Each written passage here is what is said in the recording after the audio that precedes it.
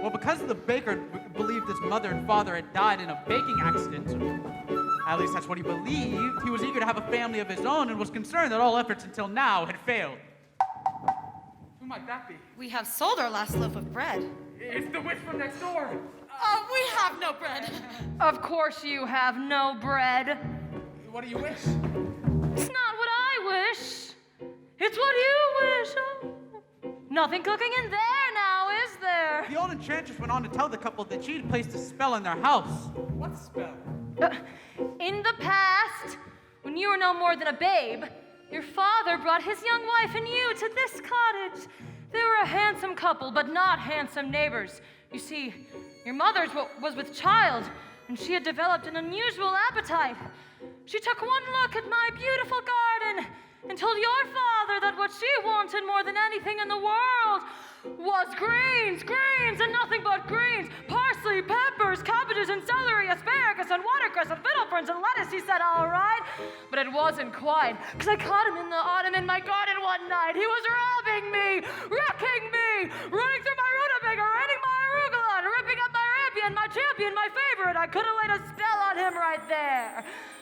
Could have turned him into a dog, or stone, or a chair, or... But I let him have the rampion. I'd lots to spare. In return, however, I said, fair is fair. You let me have the baby that your wife will bear. And we'll call it square. I had a brother? No, but you had a sister. But the witch refused to tell the baker any more of his sister, not even that her name was Rapunzel.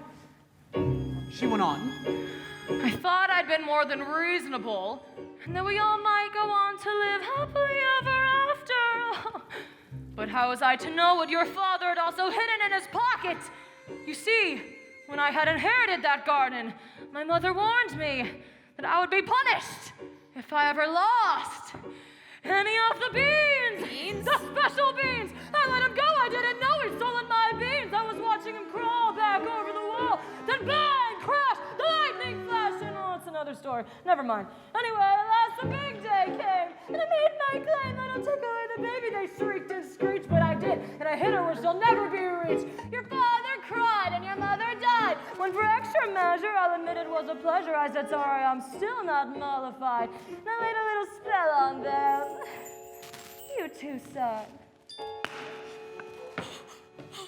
That your family tree would always be a barren one. So there's no more fuss and there's no more scenes, and my garden thrives. You should see my nectarines. But I'm telling you the same I tell kings and queens. Don't ever, never, ever mess around with my greens. Especially the beans.